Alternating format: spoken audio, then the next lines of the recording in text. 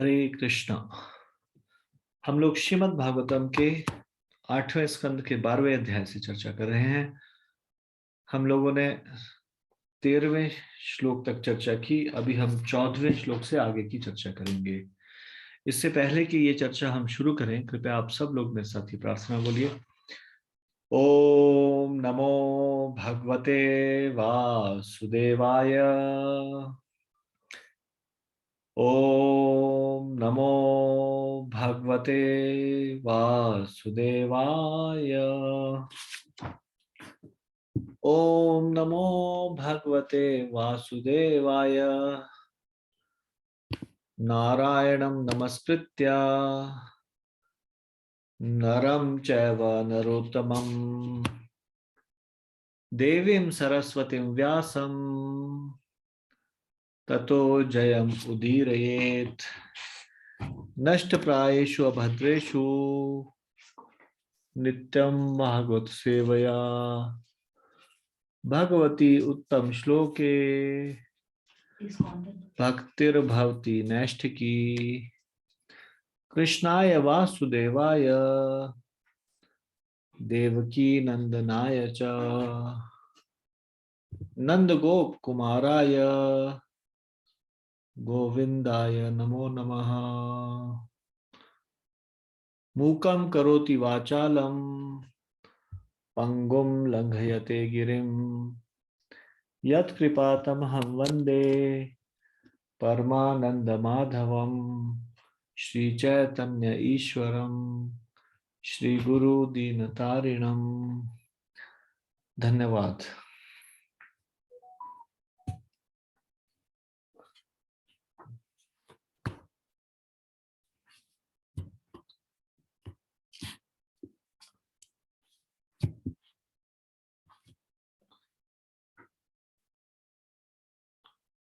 तो 14वें श्लोक से 34वें श्लोक तक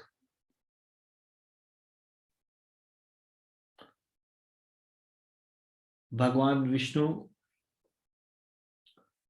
मोहिनी मूर्ति का रूप दिखाते हैं भगवान शिव को, और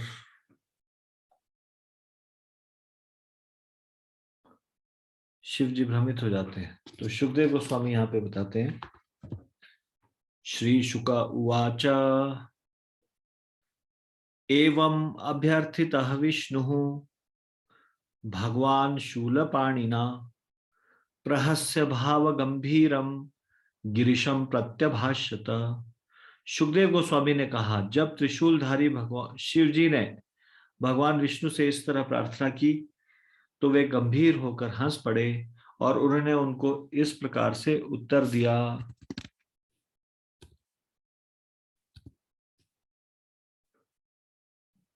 तात्पर्य, भगवान विष्णु योगेश्वर कहलाते हैं। यत्र योगेश्वरः कृष्ण, योगी जन योगाभ्यास द्वारा कुछ शक्ति प्राप्त करना चाहते हैं, किंतु भगवान कृष्ण तो योग शक्ति के ईश्वर कहलाते हैं। शिव जी उस मोहिनी मूर्ति को देखना चाहते थे जिससे सारा जगत मोहित था, और भगवान विष्णु इस विचार में मग्न थे कि शिव जी को किस तरह से मोहा जाए।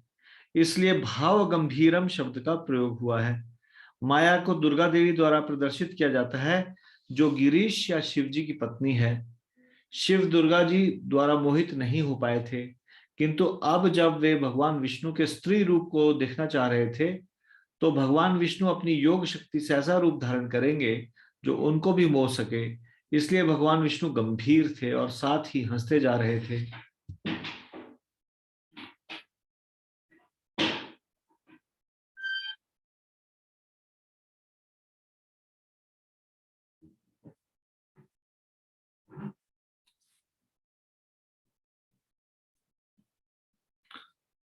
तो हालांकि भगवान की माया, जो साक्षात माया देवी है, दुर्गा देवी,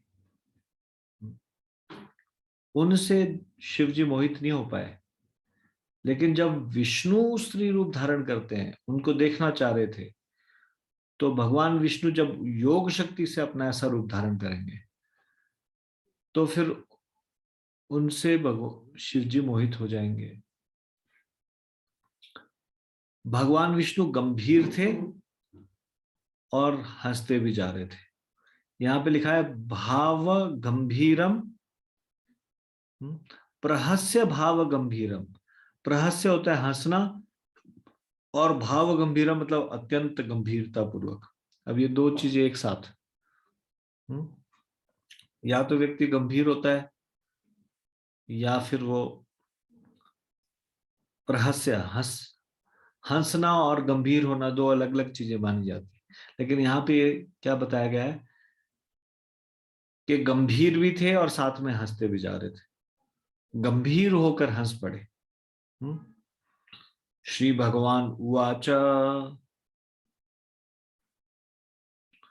कौतूहलाय दैत्यानां योषि द्वेषो मया धृतः पश्यतासुर कार्याणि गते पीयूष भाजने। भगवान ने कहा, जब असुरों ने अमृत घट छीन लिया तो मैंने उन्हें प्रत्यक्ष छलावा देकर मोहित करने के उद्देश्य से और इस तरह देवताओं के हित में कार्य करने के लिए एक सुंदर स्त्री का रूप धारण कर लिया।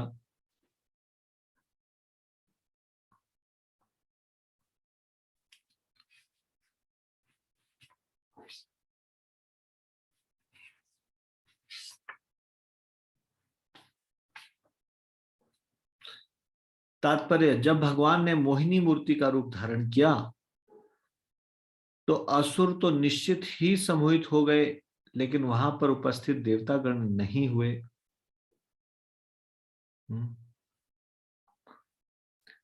देखिए, जैसे ब्रह्मास्त्र होता है ना, वो किसी और चीजों को नुकसान नहीं पहुंचाता। परीक्षित महाराज जी के छोड़ा गया था, गर्भ में थे वो, उत्तरा की भी हत्या नहीं होगी, सिर्फ वही उसी कोई वो अस्त्र इफेक्ट दिखाएगा जिसके लिए फेंका गया।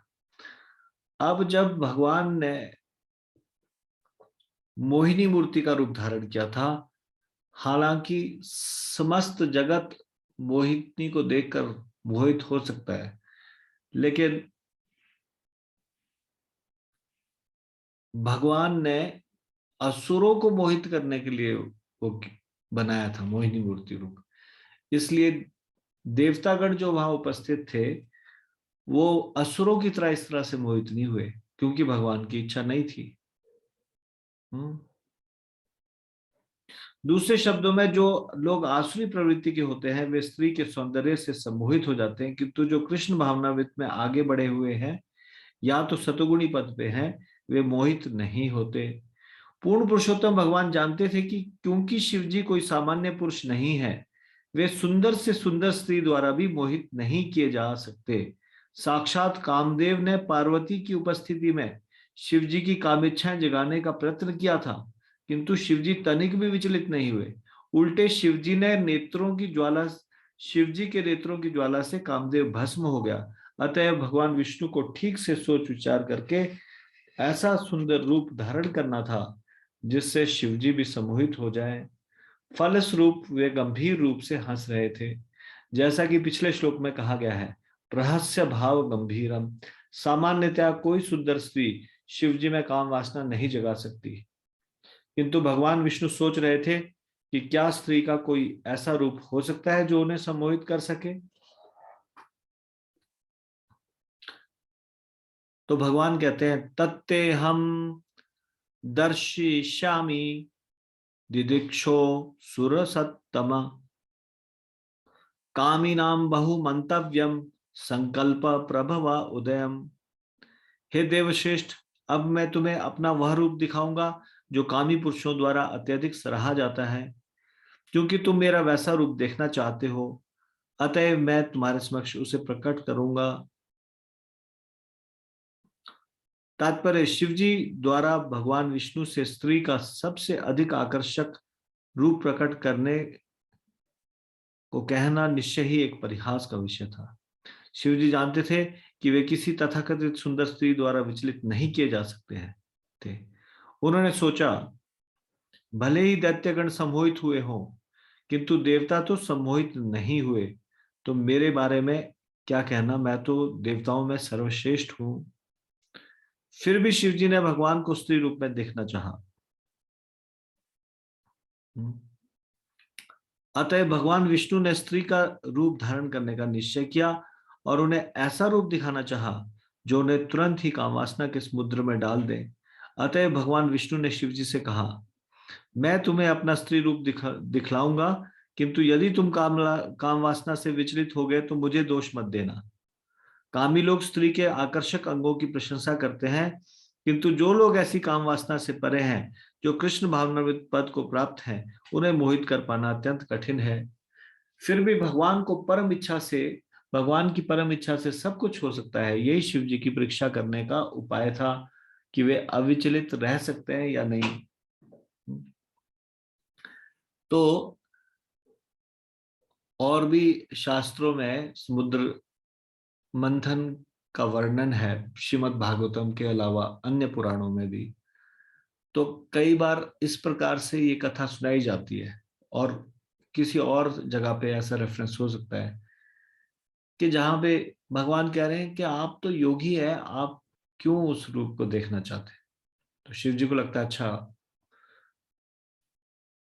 विष्णु जी सोच रहे हैं कि शायद मैं विचलित हो जाऊंगा। तो उन्होंने कहा कि नहीं नहीं, आप चिंता मत करो, मैं कोई विचलित नहीं होने वाला। हाँ, मैं आपका ये रूप देखना चाहता हूँ। हाँ, हालांकि यहाँ पे इस तरह से नहीं बताया गया, यहाँ पे तो यही बताया गया कि उन्होंने पूछा, लेकिन उनके मन में ये विचार आया, ऐसा कोई रूप हो सकता है जो मुझे विचलित करे। और भगवान को सब चीजें सहन कर लेते हैं। भक्त के अंक अंदर यदि अहंकार आ जाए तो भगवान सहन नहीं करते, अहंकार को सहन नहीं कर सकते भगवान। इसलिए शिव जी के मन में ये आया कि मुझे तो कोई माया देवी जो है वो नहीं विचलित कर सकती, दुर्गा देवी। हाँ, तो फिर कोई रूप कैसे विचलित कर सकता है। तो ऐसा मन में विचार चल रहा था कि कैसा रूप है वो जिसने सबको विचलित कर दिया। तो भगवान उनके मन की भावना जान गए कि शिव जी के अंदर थोड़ा ये भाव आ गया है कि मुझे कोई विचलित नहीं कर सकता। तो फिर भगवान ने सोचा कि ठीक है चलो। और फिर भगवान चेतावनी दे रहे दिखाने से पहले कि मैं अभी आपको ऐसा रूप दिखाने जा रहा हूं जो कामी पुरुषों के द्वारा अत्यधिक सराहा जाता है। आप मेरा ऐसा रूप देखना चाहते हो तो ठीक है, मैं आपके समक्ष अभी प्रकट करता हूं। भगवान ऐसा कह रहे हैं। भगवान ने ऐसा निश्चय किया कि उस स्त्री का रूप धारण करने का निश्चय किया, और उन्हें ऐसा रूप दिखाना चाहा जो तुरंत ही उनको कामवासना के समुद्र में डाल दे। अब भगवान के निश्चय को कौन रोक सकता है। भगवान अगर कुछ निश्चय कर ले तो कोई रोक सकता है। श्री शुक उवाच इति ब्रुवाणो भगवांस्तत्र इति ब्रुवाण भगवान तत्र एव अंतर्धीयत सर्वतः चारयन् चक्षु भव आस्ते सह उमया। सुखदेव गोस्वामी ने आगे कहा, ऐसा कहकर भगवान विष्णु तुरंत ही अंतर्धान हो गए, और शिव जी उमा सहित वहीं पर चारों ओर आंखें घुमाते उन्हें ढूंढते रह गए। देखिए, शिव जी के साथ सारे शिव जी की मंडली है, शिवगण, उमा, अकेले नहीं है शिव जी। और फिर ऐसे देखने की चेष्टा कर रहे हैं। तो भगवान ने ऐसा कहा कि अच्छा मैं अभी प्रकट करता हूं, और एकदम भगवान अंतर्धान हो गए। ततो ददर्शो पवने वर स्त्रियम विचित्र पुष्पारुण पल्लव वद्रुमे विक्रीडन्ति कंदुकलीलया लसत् दुकूल पर्यस्त नितंब मेखलाम। तत्पश्चात शिवजी ने लाल गुलाबी पत्तियों तथा विविध प्रकार के फूलों के भरे निकट के एक रमणीक जंगल में एक सुंदर स्त्री को गेंद से खेलते देखा। उसके कूल्हे एक चमचमाती साड़ी से ढके थे तथा करधनी से सुशोभित थे। अच्छा, जब भी कुछ ऐसा वर्णन आता है कि एक अप्सरा थी जिस पे कोई मोहित हो गया, तो उसको खेलते हुए दिखाते हैं। फुटबॉल तो शायद अभी सॉकर नया, लेकिन गेंद से खेल रहे, गेंद से खेल रहे मतलब हाथ से उछाल रहे हैं गेंद या कुछ। ये जो इस संसार में तथाकथित ये जो गेम्स बनी है, खास करके जैसे कि लॉन टेनिस और ये, उसमें स्त्रियों को खेलते हुए देखना ये कुत्सित इच्छा है, ये कुत्सित मानसिकता है। इसीलिए हैंड फीमेल लेडीज का हैंडबॉल गेम या फिर लॉन टेनिस इत्यादि, अब ये कुत्सित इच्छा पश्चिमी देशों में कैसे नजर आती है? They call it volleyball, and that too जो समुद्र का किनारा है वहां पे, बिकनी वॉलीबॉल। अरे कपड़े पहन के भी खेला जा सकता है वॉलीबॉल। यानी कि अपनी कुत्सित इच्छाओं को पूरा करने के लिए इस प्रकार के ये, यानी कि सदा से पहले से होती आई, शास्त्रों में भी वर्णन है कि जैसे ही वो स्त्रियों को एक खेलते देखेंगे तो वो व्यक्ति कामासक्त हो जाएगा। यहाँ पे भी ऐसे ही बताया जा रहा है। भगवान भी जो शिव जी को कामासक्त करने के लिए रूप बना के आ रहे हैं, वो भी एक स्त्री का रूप बना के आ रहे हैं। और स्त्री का रूप कैसा? स्त्री जो कि अपने आप में मग्न है एक गेंद को खेलने में।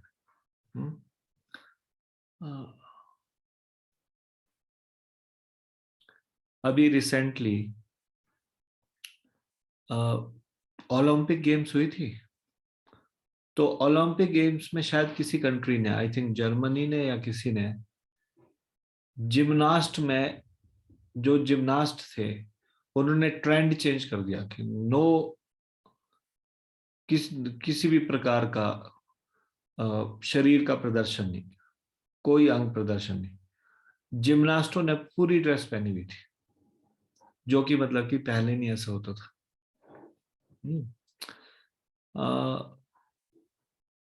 तो इस प्रकार से ये जो, इस प्रकार से शास्त्रों से हम देखते आए कि विष्णु भगवान इस प्रकार से शिव जी को मोहित करने के लिए एक स्त्री का रूप धारण करके आए, और वो भी मोहिनी मूर्ति का रूप।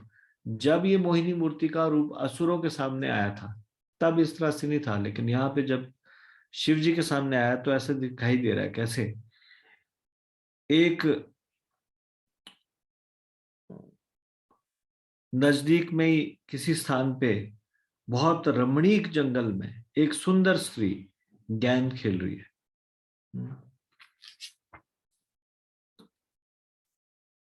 आवर्तन उद्धर्तन कंपित स्तन प्रकृत प्रकृष्टहार उरुभरे पदे पदे प्रभज्यमानाम इव मध्यतः चलत पदप्रवालम नयतीम ततः ततः ततः।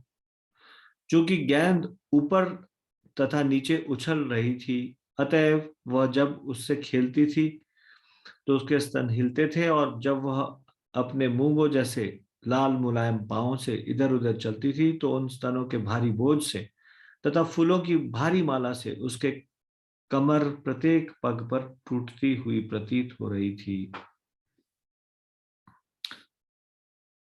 जब हम इन श्लोकों को पढ़ते हैं तो ऐसा लगता है ये श्रीमद् भागवतम है क्या?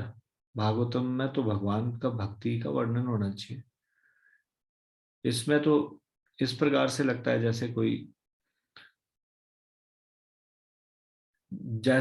एजिटेट करने वाली, विचलित करने वाली चीजें दी गई हो। श्रीमद् भागवतम का कंक्लूजन यही निकलता है, किस प्रकार से हमको किस चीज से सावधान रहना चाहिए। यहां से भी कुछ शिक्षा मिल रही है। क्या शिक्षा मिल रही है? इस प्रकार के जो गेम्स है उसको नॉर्मली डिवोटीज नहीं देखते। They are not interested to see swimming और प्लेइंग ऑफ वुमेन। स्त्रियां गेम्स खेल रही है, भौतिक संसार के लोग इंटरेस्टेड रहते हैं। They are very much interested to see women playing games. लेकिन सावधान, यहां से भी सावधान की शिक्षा मिल रही है। क्या सावधान की शिक्षा मिल रही है? कि इस प्रकार से कैसे विचलित हो सकता है व्यक्ति, कैसे गिर सकता है। शिव जी भी गिर सकते हैं तो हम किस खेत की मूली है? Why to take the first step, पहला स्टेप ही क्यों लिया जाए? और पहला स्टेप क्या है? To watch women playing different type of games. दिक्षु भ्रमत कंदुक चापले भृशम क्रोद्विग्नतार आयत लोल लोचनाम स्वकर्ण विभ्राजित कुंडल उलसत कपोल नील अलका मंडित आननाम। उस स्त्री का मुखमंडल चौड़ा और सुंदर, हाथ और चंचल आंखों से सुशोभित था, और वे आंखें उसके हाथों द्वारा उछाली गई गेंद के साथ इधर उधर घूम रही थी। उसके कानों के दो जगमगाते कुंडल उसके चमकते गालों पर सांवली छाया की तरह सुशोभित हो रहे थे, और उसके मुख पर बिखरे बाल उसे देखने में और भी सुंदर बना रहे थे। भगवान विष्णु कैसा स्वरूप धारण कर रहे हैं? भगवान विष्णु का थोड़ी नहीं ऐसा स्वरूप। भगवान विष्णु तो बड़ा गंभीर है। वैकुंठ में पूरे ब्रह्मांड के कार्यकाल को संभालते हैं। वहां पे तो सब लोग एटिकेट से मिलते हैं, जो जो भी विष्णु से मिलते हैं। कृष्ण के रूप में भले ही कोई उनके साथ ग्वाल बाल उनके कंधे पे चढ़ जाते हो, बराबरी की तरह समझते हो, लेकिन ये विष्णु के केस में ऐसा नहीं है। लेकिन यहाँ पे विष्णु इस प्रकार का रूप दिखा रहे हैं।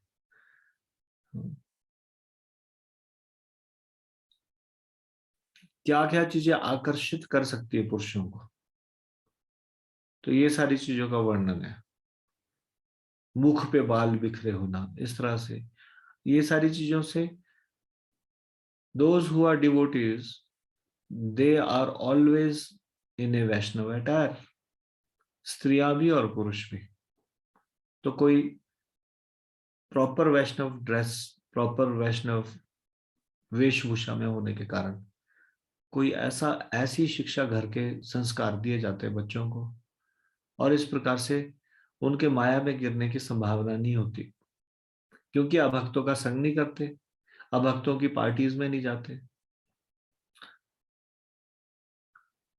जो डिवोटीज है वो इस प्रकार की पार्टीज में जाना पसंद नहीं करते। They are not interested in this. Why? वो अपने भक्ति के पद से विचलित नहीं होना चाहते। वो जानते हैं कि अनेक ऋषि मुनि विचलित हुए, विश्वामित्र विचलित हुए,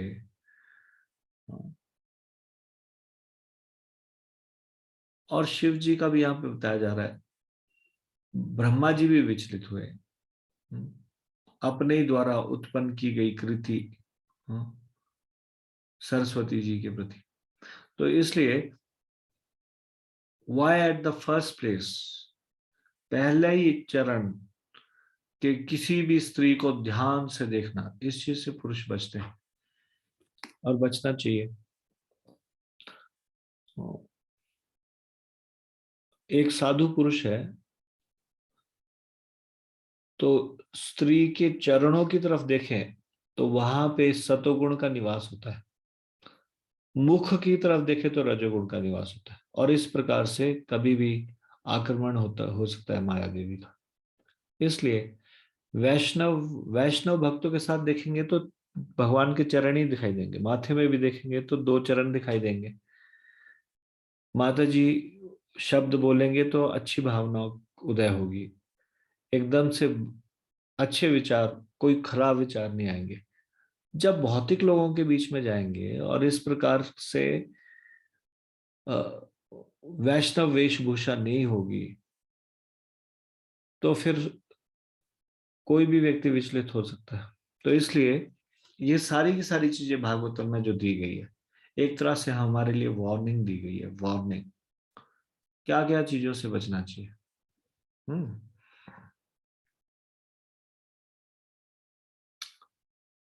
श्लथत दुकूलम कबरीम च विच्युताम सन्नहयतीम वामकरेण वल्गुना विनिघ्नतीम अन्यकरेण कंदुकम विमोहयंतीम जगत आत्म मायया। जब वह गेंद खेलती तो उसके शरीर को ढके रखने वाली साड़ी ढीली पड़ जाती, उसके बाल बिखर जाते। वो अपने सुंदर बाएं हाथ से अपने बालों को बांधने का प्रयास करती और साथ ही दाएं हाथ से गेंद को मारकर खेलती जा रही थी। यह इतना आकर्षक दृश्य था कि भगवान ने अपनी अंतरंगा शक्ति से इस तरह हर एक को मोह लिया। तात्पर्य, भगवत गीता के 7वें अध्याय के 14वें श्लोक में कहा गया है, देवी हेषा गुणमयी मम माया दुरत्यया। भगवान यहाँ पे एकदम से घोषणा कर रहे हैं,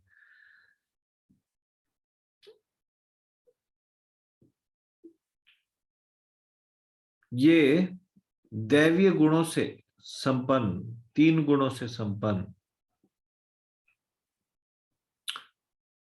मम माया दुरत्या, जो ये माया है इसको पार पाना दुरत्या है। दुरत्या मतलब बहुत कठिन है। क्यों कठिन है? ये शब्द बड़ा महत्वपूर्ण है, मम माया, क्योंकि ये मेरी माया है। देखो, राक्षस लोग भी माया उत्पन्न करते हैं, हाँ? लेकिन वो भगवान की माया नहीं होती। लेकिन सोचिए, जब ये छोटे छोटे राक्षस इत्यादि ये भी माया जाल उत्पन्न कर सकते हैं, तो भगवान की माया कितनी शक्तिशाली होगी। और भगवान यहाँ पे घोषणा कर रहे हैं कि मेरी माया है, भगवान की मम माया, मेरी माया होने के कारण कैसे है, दुरत्यया, इसको पार पाना कठिन है।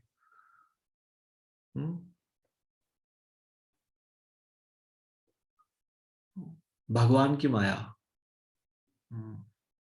मम माया दुरत्यया।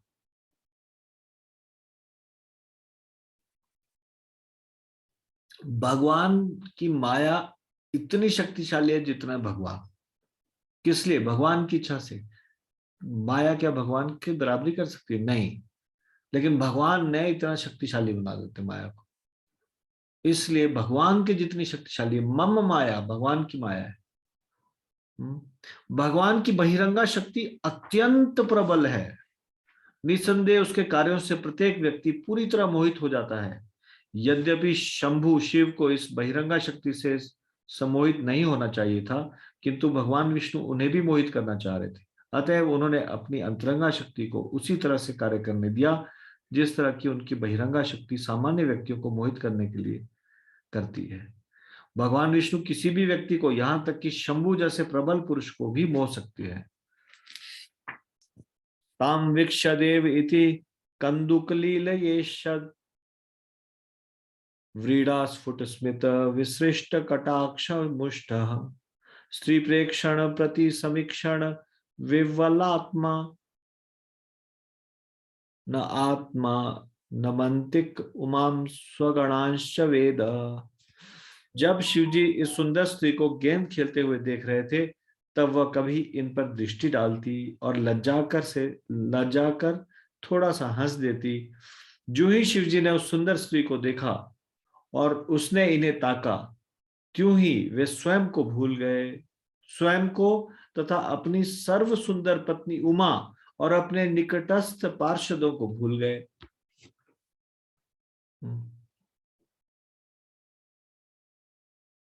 देखिए, हमेशा एक भक्त को ऐसे समझना चाहिए, just because of association of devotees I am safe, मैं बचा हुआ हूं।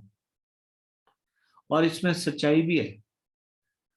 अगर भक्तों का संग ना हो, भक्तों की दृष्टि ना हो, भक्तों का स्नेह ना हो जो हमको जगाते रहते हैं, जैसे हम भक्ति में डाउन हो जाते हैं, हमको पूछते हैं भक्ति में आगे बढ़ने के लिए, अगर ये भक्तों की परिधि में मैं ना हो, सुरक्षा चक्र में मैं ना हो, तो कभी भी माया का शिकार बन सकता हूं। माया के साथ कोई नहीं जीत सकता। हम यदि माया शक्ति से बचे हुए तो कृष्ण की कृपा से बचे हैं। भक्तों के माध्यम से आ रही है, जो कृष्ण की कृपा जो भगवान के भक्तों के माध्यम से आ रही है। यदि भगवान की कृपा ना हो तो कोई भी व्यक्ति बिविल्डर हो जाएगा और उसकी बुद्धि उसके शास्त्रों का ज्ञान सब गायब हो जाएगा। कोई कितना अच्छा शास्त्रों का ज्ञाता क्यों ना हो, जिस समय माया प्रभाव डालती है उस समय सारा ज्ञान कहाँ चला जाता है पता नहीं चलता है, कोई बात समझ में नहीं आती है। सारी बातें पता होते हुए माया उसको बाध्य कर देती है अपने इशारों पे नाचने के लिए। इतनी शक्तिशाली है माया। कैसे बचा जा सकता है? भक्तों की कृपा से बचा जा सकता है, भक्तों के परिधि में रहने से, भक्तों के द्वारा श्रवण करने से, भक्तों के सानिध्य से। भक्त हमारे बारे में चिंता करते हैं कि हम भक्ति में आगे बढ़े, इसलिए हम बचे हुए हैं। भगवान की कृपा दृष्टि है हमारे ऊपर भक्तों के कारण। नहीं तो देखिए यहाँ पे भगवान की माया से शिव जी तक नहीं बच पा रहे। शिव जी ब्रह्मा जी तो बड़े बड़े देवता है, शिव जी ब्रह्मा जी बड़े बड़े ऋषि मुनि, ये नहीं बच पा रहे। हम किस खेत की मूली है? कोई सोचे कि नहीं मेरा पतन नहीं हो सकता, वो सबसे बड़ा मूर्ख है। ये समझ में आना चाहिए, किसी का भी पतन हो सकता है, मेरा भी पतन हो सकता है। हम्म।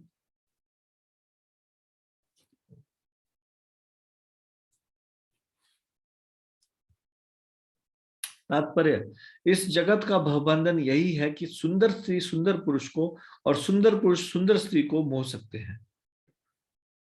तो यहाँ पे बता रहे प्रभुपाद जी क्या है भवबंधन इस संसार में।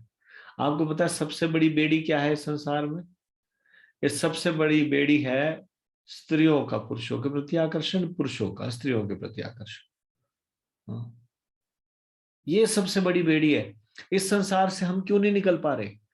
सारे जीवात्माओं में कुछ ना कुछ मात्रा में, किसी में ज्यादा किसी में कम, ये सटल रूप में हृदय में काम वासना मौजूद है। ये 6 शत्रु बैठे हुए हैं हृदय में, काम क्रोध लोभ मोह मद मत्सर है। आप सोचिए 84 लाख योनियों में केवल मनुष्य के जीवन में भक्ति करने का अभ्यास कर रहे हैं। बाकी सारे के सारे जितने भी शरीर है उनमें यही अभ्यास कर रहे हैं। संतानोत्पत्ति कैसे होती है किसी को सिखाना पड़ता है कोई? ये मूर्ख मनुष्य है जो बोलते हैं कि इसका इसको बच्चों को एजुकेट करना चाहिए। They say that this education is important. जिन जानवरों को कोई एजुकेशन नहीं, जिनकी कोई क्लास नहीं लगती, उनको कोई सिखाता, यानी कि अनेक जन्मों में ये हमारा गहरा अभ्यास है, संतानोत्पत्ति करने का अभ्यास है। चाहे कीड़े के शरीर में जाओ, चाहे पक्षी के शरीर में जाए, चाहे पशु के शरीर में जाओ। हम्म? अब सोचिए कितना हमारा डीप रूटेड अनर्थ है ये। क्योंकि बाकी चीजों, बाकी शरीरों में भगवान की भक्ति का तो अभ्यास तो अभी करने लगे ना मनुष्य के शरीर में। जब मनुष्य के शरीर में नहीं थे तो इसका अभ्यास तो बड़ा पुराना है, अनेक जन्मों का अभ्यास है, संतानोत्पत्ति करने का अभ्यास है। इसके प्रति तुरंत कान खड़े हो जाते हैं। हाँ?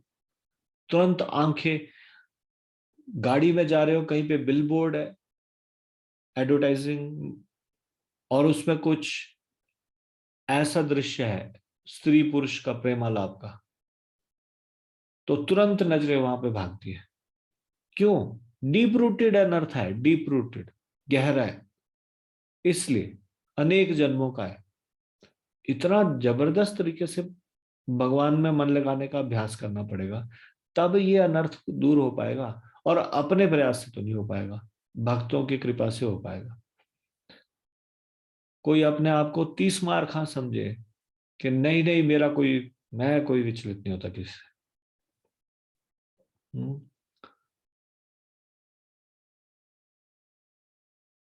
तो वो मूर्ख है, मूर्ख, एक नंबर का मूर्ख। हम्म? मेरे को याद आता है काफी सालों पहले एक वरिष्ठ भक्त है, उन्होंने मुझसे पूछा, उस समय मैं दिल्ली में नौकरी करता था, जॉब करता था, कि आपका भविष्य का क्या प्लान है?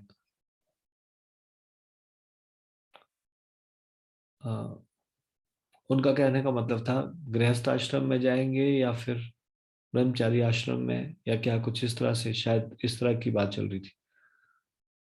तो मैंने उत्तर दिया कि मेरा ये प्लान है कि मैं विवाह नहीं करूंगा कभी भी। हाँ, चाहे कुछ भी हो, ये जीवन कृष्ण को समर्पित करना है, विवाह नहीं करना। तो फिर उन्होंने बाद में सुना मेरी बात, और बाद में मुझे बताया, जब हम इस तरह की बोल्ड स्टेटमेंट देते हैं तो माया देवी सुन रही होती है। वो बोलते हैं अच्छा। माया देवी उसी समय अलर्ट हो जाती है कि अच्छा, मेरे को चैलेंज कर रहा है, मतलब मैं दिखाऊं अपनी शक्ति। ऐसा नहीं उन्होंने बोला, इस शब्द में नहीं बोला उन्होंने। कहने का मतलब उन्होंने बोला कि विनम्रता से बोलना चाहिए कि मैं प्रयास करूंगा कि मैं ब्रह्मचर्य व्रत का पालन करूं, या फिर इस प्रकार से स्टेटमेंट देना चाहिए कि भक्तों की कृपा से अगर हो पाया तो फिर मैं चाहता हूं कि मैं गृहस्थ आश्रम में, या फिर मैं गृहस्थ के बंधन में ना पड़ के ब्रह्मचर्य, या फिर इससे भी बेटर कि मैं गृहस्थ जीवन के लायक नहीं हूं तो कैसे भी करके, कैसे भी अपने को दीनहीन समझ के, इस प्रकार का स्टेटमेंट देना चाहिए। इसमें अहंकार झलकता है जब कोई बोलता है नहीं, मैं कभी भी मैं किस विवाह नहीं करूंगा। तो फिर उसके बाद माया देवी कैसे कार्य करती है? माया देवी रिश्तेदारों के माध्यम से कार्य करती है। फिर ये शब्द सुन रहे हैं माता पिता, हाँ, सब सुन रहे हैं, और रिश्तेदार सुन रहे हैं। फिर माया देवी उनके माध्यम से कार्य करेगी, वो सारे पीछे पड़ जाएंगे। कैसे नहीं करेगा शादी, देखते हैं जरा। हाँ? इस प्रकार से माया देवी डायरेक्ट आके नहीं करवा रही, औरों के माध्यम से करवाती है। फिर ऐसा बोल्ड स्टेटमेंट तो देना ही नहीं चाहिए। हम्म। और कोई व्यक्ति ऐसी स्टेटमेंट दे दे कि नहीं नहीं, मेरे को कोई विचलित नहीं कर सकता, नहीं, वो मूर्ख है एक नंबर का। देखो ना एग्जाम्पल शास्त्रों के। या फिर अपने मन की हरकतों को देखो, जो दुनिया बाकी लोगों को नहीं पता। कभी कभी मन में कुछ विचार आते हैं या कुछ थॉट आते हैं, फिर आदमी सोचता है ये थॉट कैसे आया, मैं तो ऐसा खराब व्यक्ति नहीं। होता है ऐसा कि नहीं?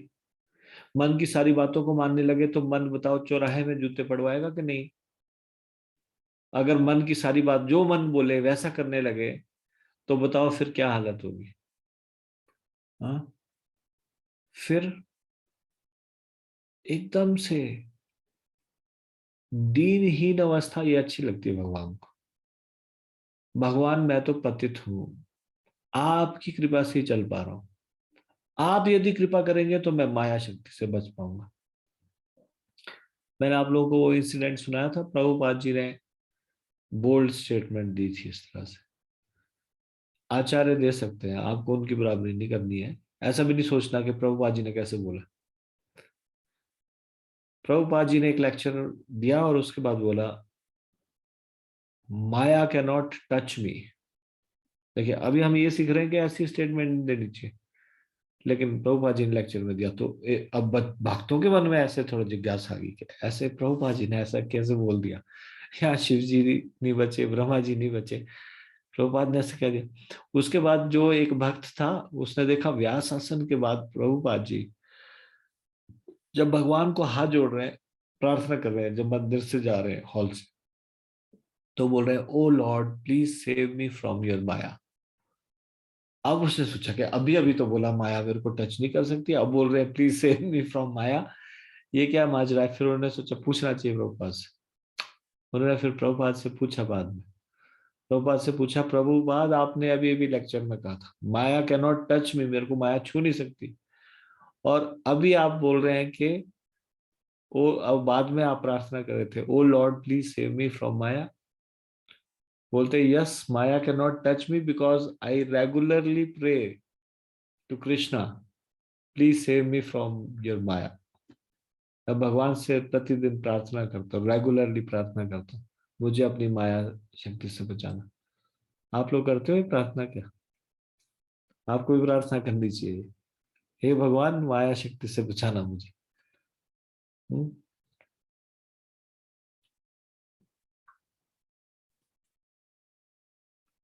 तो बात कहाँ से शुरू हुई? बात यहाँ से शुरू हुई कि इस संसार का सबसे बड़ी बेड़ी है ये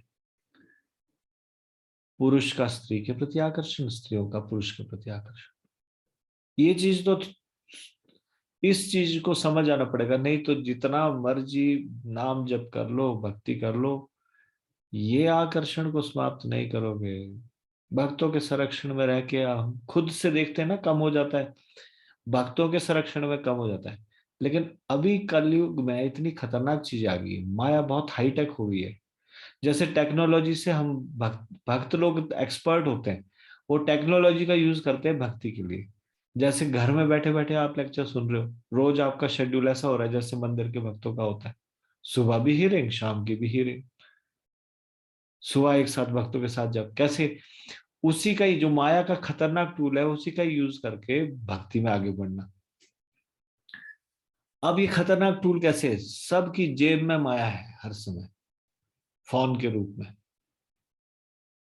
जब मर्जी जिस मर्जी को कॉल कर लो, जब मर्जी, maya is just a click away.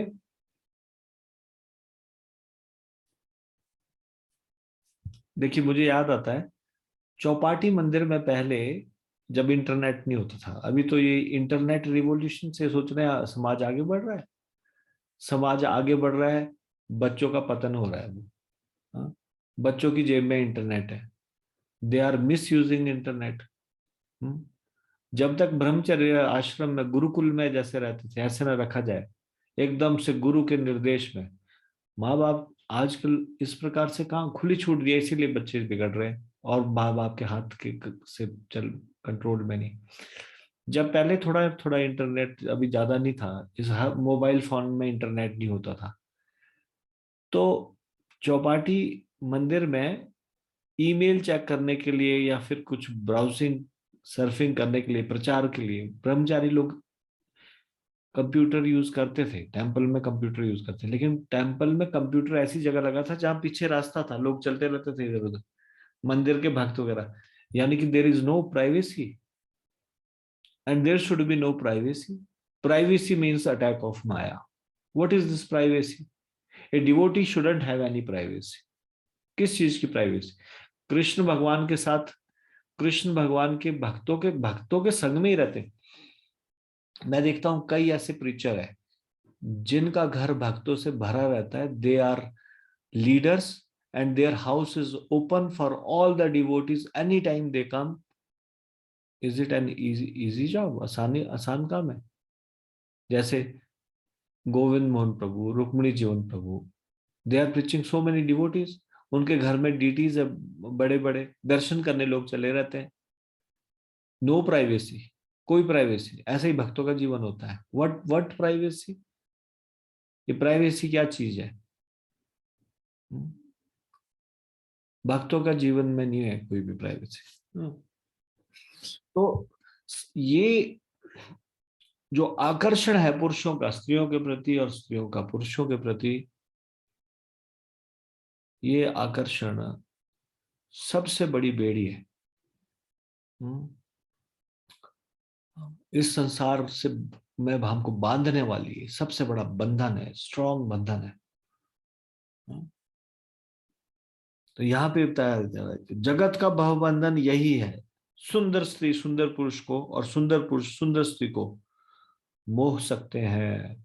जब शिवजी ने सुंदर बाला को गेंद खेलते देखा तो ऐसा ही होने लगा। ऐसे मामलों में कामदेव का प्रभाव अत्यंत प्रधान रहता है।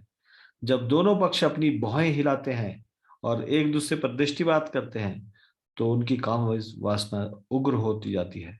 इस प्रकार की काम वासना का आदान प्रदान शिवजी तथा उस सुंदर स्त्री के बीच हुआ। यद्यपि उमा तथा शिवजी के गण उनके पास ही थे, बुद्धि एकदम नष्ट हो जाती है, कुछ उनको दिखाई नहीं दे रहा उनकी पत्नी उनके साथ है, उनके गण साथ है। ऐसा ही होता है जब काम का प्रभाव होता है। पढ़ा लिखा, अच्छा समझदार बुद्धिमान व्यक्ति इस प्रकार से व्यवहार करना शुरू कर देता है। हम्म? इसलिए ये सारी घटनाएं बताई जा रही है हमको सावधान करने के लिए। ये श्रीमद् भागवतम में ये सारी स्टोरी बताई जा रही है ताकि हम सावधान हो जाए, कैसी परिस्थितियों से बचना है हमको। हम्म? एक दूसरे से दृष्टि डालेंगे तो ये गड़बड़ हो जाएगी। अरे वाह, जो भक्तों को इस प्रकार से कोई एकांत में बातचीत, एकांत में ऑपोजिट जेंडर से मिलना, ऐसा ऐसे ध्यान रखते हैं। बाकी भक्त लोग साथ में होते हैं, एकांत एकांत में मिलना खतरनाक है, एकांत में बात करना खतरनाक है। हम्म। अब तो सबके पास एकांत है, जेब में मोबाइल पड़ा हुआ है, कोई किसी को पता ही नहीं, वो थोड़ा उस कोने में जैसे जाके कोई बात कर रहा है, किससे बात कर रहा है किसी को तो सुनाई नहीं दे रहा, लेकिन वो सब लोगों के बीच में रहते हुए भी अकेले में बात कर रहा है। This mobile is like this. ऐसे मामलों में हाँ, कामदेव का प्रभाव अत्यंत प्रधान रहता है। वो क्या था? तो उमा जी और शिव जी के गण उनके पास ही थे। ऐसा है भौतिक संसार के पुरुष तथा स्त्री के बीच आकर्षण। शिव जी को ऐसे आकर्षण से ऊपर माना जाता है, किंतु वे भी भगवान विष्णु की मोहिनी शक्ति के शिकार बन गए। ऋषभ देव ने वासनापूर्ण आकर्षण में प्रकृति का वर्णन इस प्रकार किया है। ऋषभ देव जी का बारे में हमने पढ़ा था ना, पांचवें स्कंद में। तो पांचवें स्कंद के पांचवें अध्याय का 8वें श्लोक को यहाँ पे बताया जा रहा है, दोबारा से कोट कर रहे हैं प्रभुपाद जी। पुंसम स्त्रिया मिथुनि भावमेतम तयोर्मिथो हृदय ग्रंथि माहु अतो गृह क्षेत्र सुताप्त वित्ते जनस्य मोहो यमहम ममेति। प्रभुपाद जी श्लोक को कई बार कोट करते हैं, इंपॉर्टेंट श्लोक।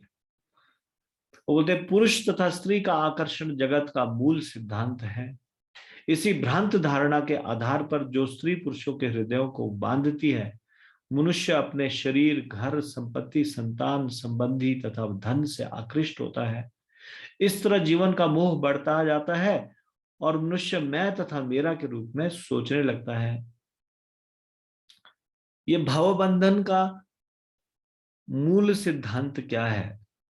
स्त्री और पुरुष के बीच का आकर्षण, यही है संसार में। ये संसार कैसे चल रहा है? अगर अट्रैक्शन ना हो, ये संसार के कार्यकलाप होने बंद हो जाए। Just attraction toward opposite gender. Why somebody needs a very good car? ताकि अपनी सुंदर पत्नी के साथ अच्छे से वो कार में घूमने जा सके। Why somebody needs a very good house? महंगा घर किस लिए? ताकि पत्नी के साथ बढ़िया अच्छे से घर में रह सके, अच्छे से बढ़िया से भोग विलास हो। यही है सबके पीछे मूल भावना।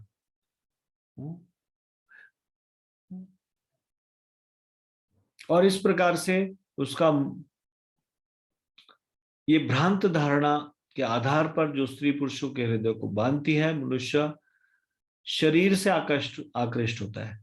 शरीर सुंदर हो ताकि देखने में वो सुंदर लगे, घर सुंदर हो ताकि कोई भी घर को देख के आकर्षित हो, गाड़ी सुंदर हो ताकि गाड़ी को देख के आकर्षित हो, ऑपोजिट जेंडर। और धन इत्यादि हो ताकि धन से भी आकर्षित हो। इस तरह उसका मोह बढ़ता जाता है और वो मैं और मेरा के रूप में सोचने लगता है। जब स्त्री और पुरुष काम भावनाओं का आदान प्रदान करते हैं तो दोनों ही पीड़ित हो उठते हैं और इस तरह वे संसार से विविध प्रकार से बंध जाते हैं। तस्या कराग्रास्त तु कुंद को यदा, कुंदु को बोलते गेंद को, गतो विदुरम तमनु व्रज स्त्रिया वास सुसूत्रुम लघुमारुतो हरद भवस्य देवस्य किलानुपश्यत। जब गेंद उसके हाथ से उछलकर दूर जा गिरी तो वह स्त्री उसका पीछा करने लगी, किंतु जब शिवजी इन लीलाओं को निहार रहे थे तो अचानक वायु का झोंका उसके सुंदर वस्त्र तथा उसकी करधनी को, जो उसे ढके हुए थे, उड़ा ले गई। एवं ताम रुचि पा एवं ताम रुचिरापांगी दर्शनीयां मनोरमां दृष्ट्वा तस्यां मनश्चक्रे विसर्जन्त्या भव किला।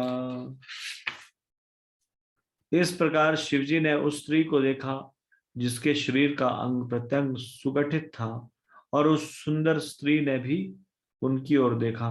अतएव यह सोचकर कि वह स्त्री उनके प्रति आकृष्ट है, शिवजी उसके प्रति अत्यधिक आकृष्ट हो गए। तात्पर्य, शिवजी उस स्त्री के शरीर का अंग प्रत्यंग देख रहे थे और वह भी उन्हें चंचल आंखों से देखे जा रही थी। इस प्रकार शिवजी ने सोचा कि वह भी उनकी ओर आकृष्ट है, अतएव अब उन्होंने उसका स्पर्श करना चाहा। तया अपहृत विज्ञानः तत्कृत स्मरविह्वलः भवान्यः अपि पश्यन्त्या गतह्री ततपदम ययो। उस स्त्री के साथ रमण करने की कामेच्छा के कारण अपना विवेक खोते हुए शिवजी उसके लिए इतने पागल हो उठे कि भवानी की उपस्थिति में भी वे उसके समीप जाने में तनिक भी नहीं हिचकिचाए। सातम आयांतम आलोक्य वस्त्रा व्रीडिता वृषम।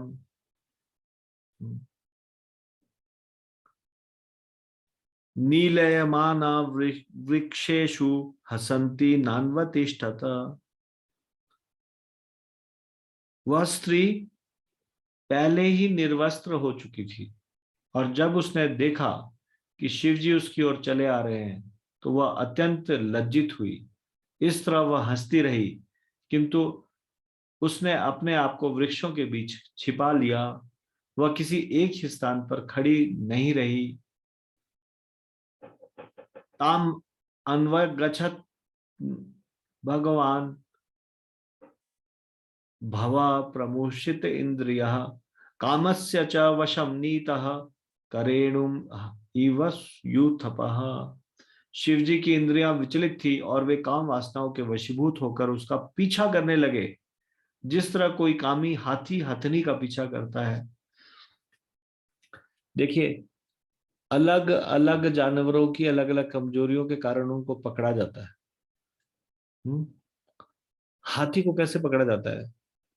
हाथी को पकड़ा जाता है, हथनी को बांध के खड़ा कर देते हैं एक जगह, और उस रास्ते में एक छेद गड्ढा कर देते हैं जिसको जो ढका होता है, ऊपर रास्ता दिखाई दे रहा होता है। ये हाथी इतना कामासक्त हो जाता है हथनी को देखकर कि वो हथनी का स्पर्श करने के लिए पीछे भागता है और उस गड्ढे में गिर जाता है। ये टेक्निक होती है हाथी को पकड़ने के लिए। तो हाथी जैसे कामासक्त होकर हथनी के पीछे भागता है, ऐसे बताया जा रहा है। देखिए, ये इंद्रियां, अलग अलग इंद्रियां कैसे हमको बांधने वाली है। एक हिरण को कैसे पकड़ा जाता है? जो शिकारी है वो बहुत बढ़िया बांसुरी बजाता है, उससे हिरण रुक जाता है और उसके कान ध्यान से सुनने लगता है ये आवाज कहां से आ रही है, कहां से आ रही है, और फिर उसके बाद वो मारा जाता है उसके शिकारी के हाथों। हमारी इंद्रियां किस प्रकार से हमको संकट में डाल देती है। यहां पे ये बताया जा रहा है कि शिव जी किस प्रकार से उसका पीछा कर रहे हैं, जैसे हाथी हथनी का पीछा करता है। स अनुव्रज्य अतिवेगेन गृहीत्वा अनिच्छितम स्त्रियम केशबंदे उपानीय बाहुभ्याम परिशस्वजे। तेजी से उसका पीछा करते हुए शिवजी ने उसके बालों का जूड़ा पकड़ लिया और उसे अपने पास खींच लिया। फिर उसके न चाहने पर भी उन्होंने अपनी बाहों में भरकर उसका आलिंगन कर लिया। शिवजी जिनको कोई विचलित नहीं कर सकता, उनके बारे में बताया जा रहा है, उनकी स्थिति है ऐसी। सोचिए एक सामान्य जीव की क्या स्थिति हो सकती है। सोपगूढ़ा भगवता करिणा करिणी यथा इतस्ततः प्रसर्पन्ति विप्रकीर्ण शिरो रुहा आत्मानां मोचयित्वांग सुरऋषभ भुज अंतरा प्राद्रवत्सा पृथुश्रोणी माया देव विनिर्मिता। इस तरह जिस तरह हाथी हथनी का आलिंगन करता है, उसी तरह वह स्त्री जिसके बाल बिखरे थे शिवजी द्वारा आलिंगित होकर सांप की तरह सरकने लगी।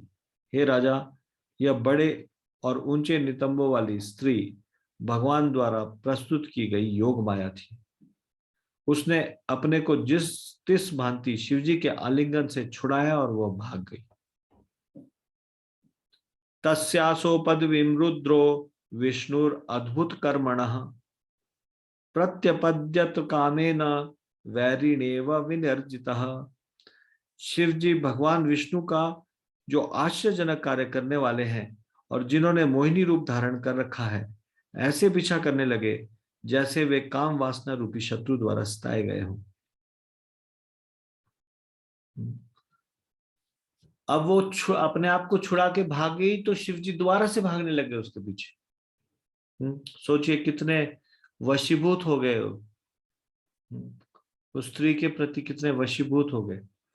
तात्पर्य, शिवजी माया का शिकार नहीं हो सकते, अतः यह समझ लेना चाहिए कि वे भगवान विष्णु की अंतरंगा शक्ति से पीड़ित किए जा रहे थे। भगवान विष्णु अपनी विभिन्न शक्तियों के द्वारा अनेक आश्चर्यजनक कार्य कर सकते हैं। श्वेतासुर उपनिषद के 6.8 में बताया गया है, परास्य शक्तिर विविधैव श्रूयते स्वाभाविकी ज्ञान बल क्रिया च। भगवान की विविध शक्तियां विभिन्न है जिनसे वे अत्यंत कुशलता से कार्य कर सकते हैं। किसी कार्य को दक्षता से करने हेतु उन्हें सोचना नहीं पड़ता। यद्यपि शिवजी उस नारी से सताए जा रहे थे, किंतु यह बात समझ लेनी चाहिए कि ऐसा एक नारी नहीं कर रही है थी, प्रत्युत भगवान विष्णु स्वयं कर रहे थे। यानी कि पहली बात तो कोई साधारण नहीं है, वो भगवान की शक्ति तो अचिंत्य है, भगवान की शक्ति का कोई मुकाबला नहीं है। तो क्या भगवान की शक्ति के कारण ऐसा हो रहा था, ये कोई सामान्य नारी की बात नहीं हो रही। इसलिए शिवजी का कभी भी इस चीज के लिए कोई निंदनीय भाषा में नहीं इस घटना को सुना सकता। शिवजी हमेशा पूजनीय रहेंगे। ये तो भगवान हम लोगों को शिक्षा देने के लिए ऐसा लीला कर रहे हैं। तस्यानुधावत हरेतः च स्कंद अमोघ रेतसः शुष्मिणः यूथपस्य इव वासिताम अनुधावतः। जिस प्रकार गर्भ धारण करने के लिए योग्य हुई हथनी का पीछा मंदांध हाथी करता है, उसी तरह शिवजी उस सुंदर स्त्री का पीछा कर रहे थे और उनका वीर्य स्खलित हो गया। यद्यपि स्खलित हुआ, उनका वीर्य व्यर्थ नहीं जाता। यत्र यत्रापतन्मद्याम रेतस्तस्य महात्मनः तानि रूपस्य हिमनश्च क्षेत्राण्यान् सन्महीपते। हे राजन, पृथ्वी पर जहां जहां महापुरुष शिवजी का वीर्य गिरा, बाद में वहीं वहीं सोने तथा चांदी की खाने प्रकट हो गई। तात्पर्य, श्री विश्वनाथ चक्रवर्ती ठाकुर की टीका है कि जो लोग चांदी सोना चाहते हैं वे भौतिक ऐश्वर्य के लिए शिवजी की पूजा कर सकते हैं। शिवजी बेल वृक्ष के नीचे रहते हैं और अपने रहने के लिए घर तक नहीं बनाते। यद्यपि स्वयं वे निर्धन है, किंतु कभी कभी अपने भक्तों को प्रचुर मात्रा में सोना चांदी प्रदान करते हैं। बाद में जब परीक्षित महाराज इसके विषय में जिज्ञासा करते हैं तो श्री सुखदेव गोस्वामी उसका उत्तर देते हैं। सरित सरसु शैलेषु वनेषु उपवनेषु च यत्र क्वाच आसनऋष्य तत्र सन्निहिता हरा।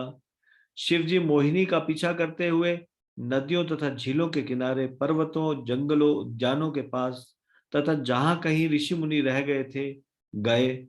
तात्पर्य, श्री विश्वनाथ चक्रवर्ती ठाकुर की टिप्पणी है कि मोहिनी मूर्ति शिवजी को बहुत से स्थानों तक घसीट लाई, विशेषकर जहां महान ऋषि रहते थे, जिससे उन्हें शिक्षा दी जा सके कि उनके शिवजी एक सुंदरी के पीछे पागल हो गए हैं। इस प्रकार यद्यपि वे सभी ऋषि तथा साधु पुरुष थे, उन्हें अपने आप को मुक्त नहीं समझना चाहिए, अपितु सुंदर स्त्रियों से अत्यधिक सतर्क रहना चाहिए। क्या बोल रहे हैं प्रभुपाद जी? सब लोगों के लिए बोल रहे हैं, ना केवल अकेले ब्रह्मचारियों के लिए, गृहस्थों के लिए। शिव जी क्या थे, ब्रह्मचारी या गृहस्थ? गृहस्थ आश्रम में है ना, पत्नी के साथ थे। तो ये बोल रहे हैं सभी लोगों को अपने आप को मुक्त नहीं समझना चाहिए और सुंदर स्त्रियों से अत्यधिक सतर्क रहना चाहिए। सुंदरी की उपस्थिति में किसी को अपने आप को मुक्त नहीं समझना चाहिए। शास्त्रों का आदेश है, मात्रा श्वस दुहित्रा वा नाविविक्ता सनो भवेत, बलवान इंद्रिय ग्रामो विद्वांसम अभिकर्षति। मनुष्य को स्त्री के साथ एकांत स्थान में नहीं रहना चाहिए, भले ही वह उसकी माता, बहन या पुत्री क्यों ना हो, क्योंकि इंद्रियां इतनी बलवान है कि स्त्री की उपस्थिति में वह विचलित हो सकता है। चाहे कोई कितना भी विद्वान तथा उन्नत क्यों ना हो। श्रीमद् भागवतम के 9वें स्कंद के 19वें अध्याय का 17वां श्लोक। तो मोहिनी मूर्ति, ये जो मोहिनी अवतार है, शिव जी को कहां कहां नहीं भगाया उन्होंने। आगे आगे मोहिनी और पीछे पीछे शिव जी। एक बार थोड़ा सा उनके पकड़ में आ गई, उसके बाद उनके हाथ से छूटी, उसके बाद शिव जी पकड़ ही नहीं पा रहे। शिव जी भाग रहे हैं बस केवल सब पीछे पीछे।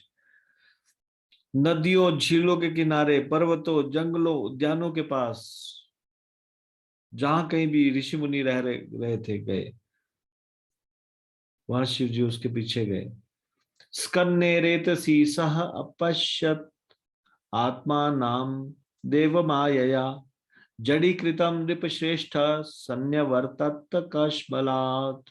हे राजश्रेष्ठ महाराज परीक्षित, जब शिवजी का वीर्य पूर्णतया स्खलित हो गया तो उन्होंने देखा कि वे किस प्रकार भगवान द्वारा उत्पन्न माया के द्वारा वशीभूत हो गए थे। इस प्रकार उन्होंने अपने आप को माया द्वारा और अधिक वशीभूत होने से रोका। तो ये 35 से 47 तक शिवजी का एक्सॉल्टेड कॉन्शियसनेस बता रहे हैं, जब भगवान की कृपा हुई। तो 34 तक तो यही बताया कैसे वो बेविल्डर्ड थे पिछले श्लोक तक। अब 35वें श्लोक से आगे बताया जा रहा है कि किस प्रकार से उन्होंने अपने आप को रोका। तो 35वें श्लोक से आगे की चर्चा 47वें श्लोक तक हम इसको अगले लेक्चर में करेंगे। इसको हम अभी यहीं पे विराम देंगे।